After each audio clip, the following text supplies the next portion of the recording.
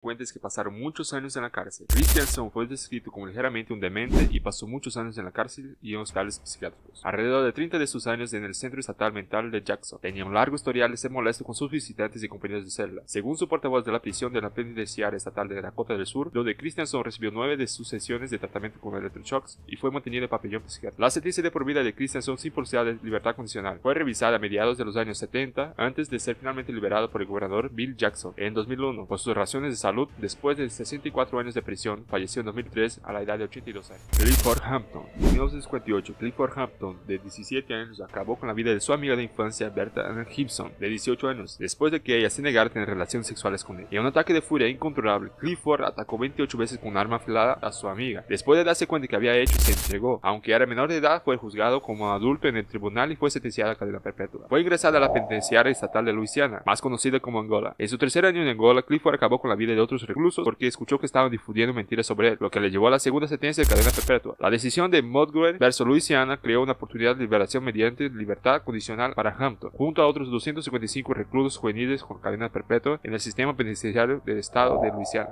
Hampton, que tenía 78 años, fue liberado bajo libertad condicional en 2019. Después de 61 años tras la reja, la Junta de Indultos y Libertad Condicional de Luisiana liberó a Hampton de la prisión de manera definitiva. El apoyo de la comunidad que consiguió su libertad también le proporcionó vivienda, ropa y algunos recursos monetarios para ayudarle a reintegrarse. Actualmente todavía reside en Harvey Stewart. Harvey Stewart tuvo su primera condena en 1951, cumpliendo 10 años de prisión en Texas por robo a mano armada. Fue liberado condicionalmente 6 años después y volvió en 1958 para acabar con la vida de James, de 26 años. Escapó de la prisión en 1965 y fue recapturado unos días después. Se volvió elegible para la libertad condicional después de haber cumplido 9 años y finalmente en 1985 fue liberado bajo libertad condicional. A pesar de las objeciones del condado y Jefferson, uno de los podrías pensar que sería finalmente su oportunidad de libertad, pero solo pasaron 16 meses antes que Stewart regresara a la prisión por un robo bancario. Su absurdamente larga sentencia llegó a su fin en 2011, después de 59 años de prisión. Su libertad condicional fue aprobada debido a su salud en declive. Como dice Stewart, es demasiado viejo para robar algo, y cumplió su condena aislado de todo el mundo exterior, y también no había tenido visitantes de más de una década, ya que sobrevivió a la mayoría o a todos sus familiares inmediatamente. A partir de 2014 estaba confinado por ley de un hogar de ancianos y todavía intentaba anular su sentencia en 1958. Cuando le preguntaron sobre su tiempo en prisión, él respondió: imagínate, 60 años en este maldito agujero, no estaba recomendado, uno tiene que ser un completo idiota para quiera meterme a pie. James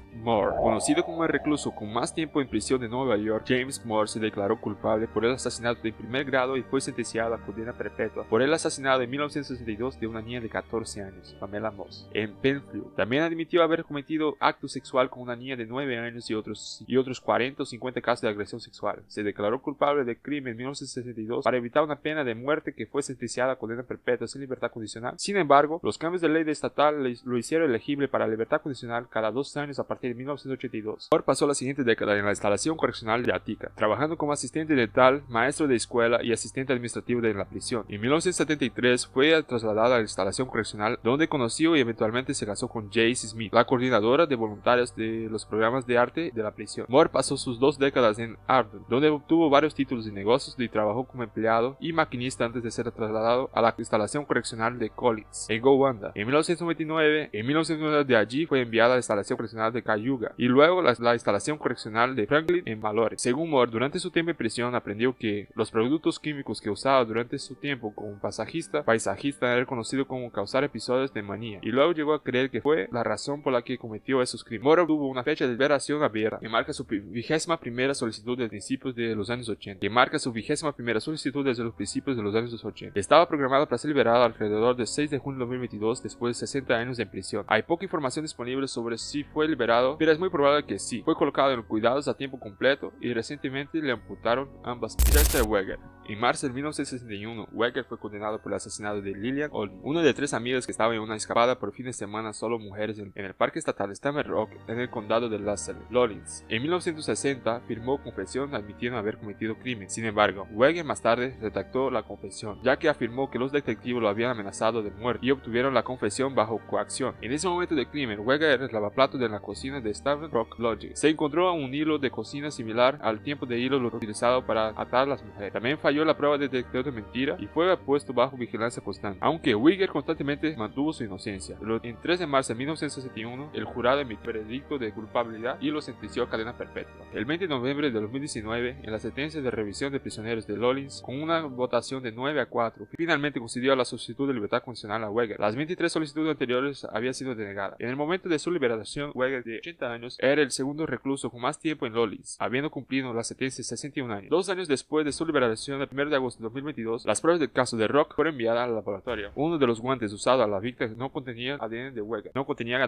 El guante de Francis Murphy contenía un mechón de cabello. Era un cabello de un hombre. En el laboratorio recuperó su ADN. Mientras los abogados de Weger, Andy Hale y Celeste Stack, se alegaban de su liberación de Chester, prometió seguir luchando por su inocencia. Henry Montgomery. En 1963, Henry Montgomery, de 17 años, fue acusado de disparar a un sheriff blanco del oeste de Baton Rouge. Más de 60 hombres negros fueron arrestados tras el tiroteo y se reportaron cruces en llamas de los días previos al juicio. Montgomery fue juzgado y condenado por un crimen que automáticamente recibió la pena de muerte. En 1966, Montgomery fue juzgado de nuevo sobre la base que el ambiente alrededor del juicio lo había perjudicado e impedido de un juicio justo. Su sentencia fue cambiada a cadena perpetua sin libertad condicional. A pesar de ser un adolescente que ingresaba a la notoriamente violenta y abusiva prisión de Angola, Montgomery se convirtió en entrenador y formador de un equipo de boxeo en el mismo formó, y trabajó en el departamento de serigrafía de la prisión y se convirtió en modelo positivo y consejero para los demás hombres de la prisión. En 2012, la Corte Suprema sostuvo el caso de Miller versus Alabama. En las sentencias de condena perpetua sin libertad condicional impuestas para menores de edad son inconstitucionales. Montgomery presentó una moción para impugnar su sentencia bajo el caso Miller, pero fue denegada. Montgomery apeló en 2016 a la Corte Suprema, decidió que en su caso todos los estados que estaban obligados a aplicar la prohibición anunciada en el caso Miller. Como resultado, Montgomery fue resentenciado a la condena perpetua con la oportunidad de libertad condicional después de la Corte, pero la Junta de la Libertad Condicional le negó la liberación en 2018 y 2019.